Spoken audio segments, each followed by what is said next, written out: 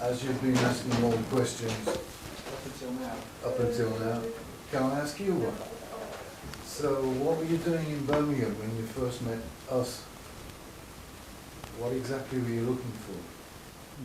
The idea was to actually turn Birmingham into Tamla Motown. There was a motor industry once upon a time in Birmingham, and it was to have a recording studio, really good team of writers, great songs, and make some really good records. No great records had ever come out of Birmingham. Some decent bands had come out, but no great records had come out of Birmingham. And it wasn't going to be, London. It wasn't going to be London. There's plenty of people making great records in London, Nicky Most and so forth. So that was the idea, was to find talented musicians in Birmingham. So how did you meet what became Bachdenkel?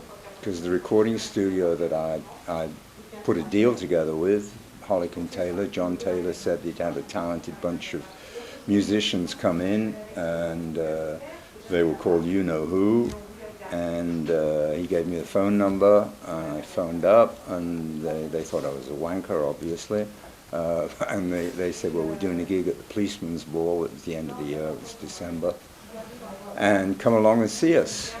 Why did we go to France? What made you, if it was your idea, decide that the group should go to France? Did you have any reason for that? Is that part of the plan? Yeah. Beatles went to Hamburg. They came back. Bang. I saw the Beatles after they came back from Hamburg. They were unbelievable. They were a really tight band. They had a great repertoire. You couldn't believe the songs they were singing. They weren't original songs necessarily. They were doing stuff that, that you normally didn't. Nobody was doing. They were all doing Shadows and Cliff Richard stuff. Yeah. And they came back. They're doing Keep Your Hands Off My Baby, Chains. You Really Got a Hold on Me, Roll Over Beethoven. They went to Hamburg. Later on, Black Sabbath went to Zurich and came back. They were tight. The idea was to get the band. Bachdenkel, not You Know Who, Bachdenkel, if you got 2-3 gigs in a week, that was the maximum. You're getting paid maybe 25 pounds. If we could get a ski resort. So you wanted a residence? I wanted a residency somewhere. And then I wanted the band to come back and be really, really good. Worked out differently. We ended up making an album in the end. But the idea was never to stay there. Just get a fucking record contract. I wasn't aware of that part of the plan as such.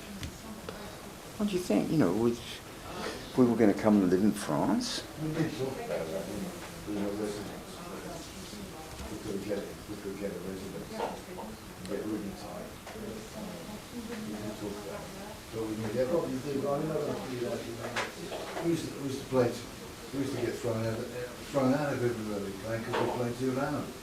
Well, that was later because you needed more gear to be thrown out of places later on. But to begin with, we were working a lot. Jean Bernard got us a lot of gigs up north and everything. So weekends we were doing maybe 3 shows, 2 shows on a Saturday maybe, and 1 on the afternoon on Sunday, and then we'd be in the Romeo Club. And how good we were very original in Birmingham. The repertoire that we were doing, we got a name because of the arrangements. No, it wasn't the original material. It was the fact that we're doing Dear Delilah, Homeward Bound, I Can't Let Go, Blagged, eventually Bobo's Party. We got known for the arrangements, which took people by surprise. The original material, there was hardly any original material. You've Given Me Rain, Faceless. It wasn't until we were in France we started coming up with original material, and we had to have somewhere to write, and we were all together, and we were all in the same place, therefore we could write together, whereas when we were in Birmingham we were scattered around. So we stayed in France? Until the band could go back into England and blast. I had to be London, had to get back into London, but it never happened. The band never, unfortunately, live, never knocked anybody out in England. Not in England. In France, occasionally, yes. Recording-wise, amazing. Live, it was a 3-piece band. I was making an orchestral album that we were trying to defend. It didn't make any sense. We were great in the studio. And you should have gone on, and maybe you did in a way, gone on to be great session musicians and arrangers and work independently from the point of view of the studio.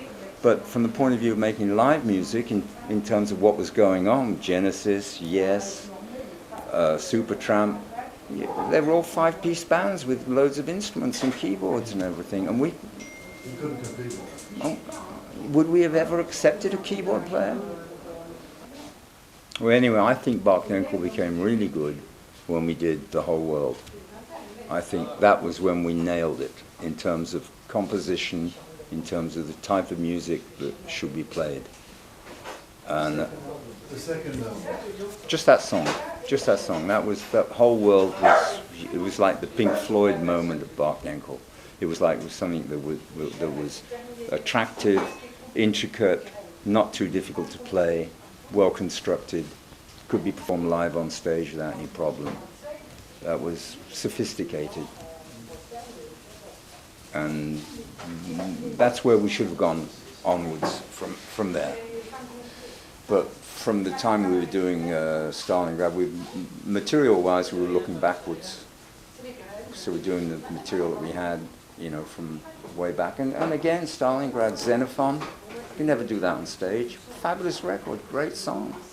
We recorded that really well. That was what we were good at. Even Stalingrad. You could never do that on stage like it is on the record.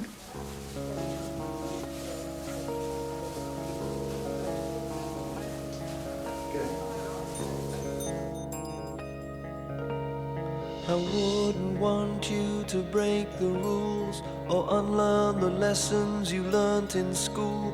And it turned out that Pete had been to drama school. Colin couldn't stop laughing all the time. What? Would it please you to have a personal part? Well, I'll make a stand if you'll make a start for me to see the whole world looking over my shoulder.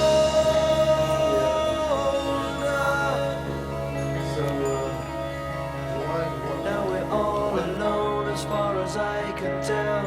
I think our intentions are going to gel. Since you came on a whim and you stayed